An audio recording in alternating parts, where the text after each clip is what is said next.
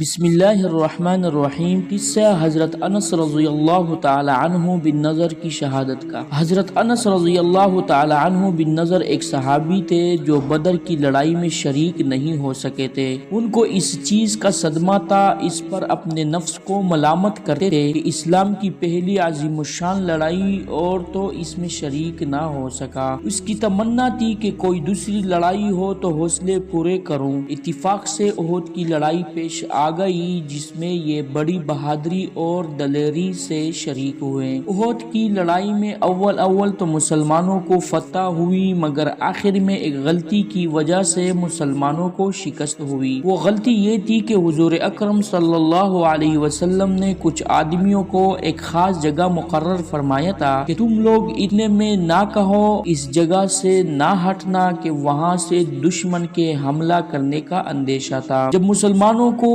شروع میں فتح ہوئی تو کافروں کو بھاگتا ہوا دیکھ کر یہ لوگ بھی اپنی جگہ سے یہ سمجھ کر ہٹ گئے کہ اب جنگ ختم ہو چکی، اس لیے بھاگتے ہوئے کافروں کا پیچھا کیا جائے اور غنیمت کا مال حاصل کیا جائے۔ اس جماعت کے سردار نے منع بھی کیا کہ حضور صلی اللہ علیہ وسلم کی ممانعت تھی، تم یہاں سے نہ ہٹو، مگر ان لوگوں نے یہ سمجھ کر حضور صلی اللہ علیہ وسلم کا ارشاد صرف لڑائی کے واسطے تھا، وہاں سے ہٹ کر میدان میں پہنچ گئے۔ بھاگتے ہوئے کافروں نے اس جگہ کو خالی دیکھ کر اس طرف سے آ کر حملہ کر دیا۔ مسلمان بے فکر تھے، اس اچانک بے خبری کے حملہ سے مغلوب ہو گئے اور دونوں طرف سے کافروں کے بیچ میں آ گئے، جس کی وجہ سے ادھر ادھر پریشان بھاگ رہے تھے۔ حضرت انس رضی اللہ تعالی عنہ نے دیکھا کہ سامنے سے ایک دوسرے صحابی حضرت سعد رضی اللہ تعالی عنہ بن معاذ آ رہے ہیں۔ ان سے کہا کہ اے سعد، کہاں جا رہے ہو؟ خدا کی قسم جنت کی خوشبو احد کے پہاڑ سے آ رہی ہے۔ یہ کہہ کر تلوار تو ہاتھ میں تھی ہی کافروں کے ہجوم میں گھس گئے اور اتنے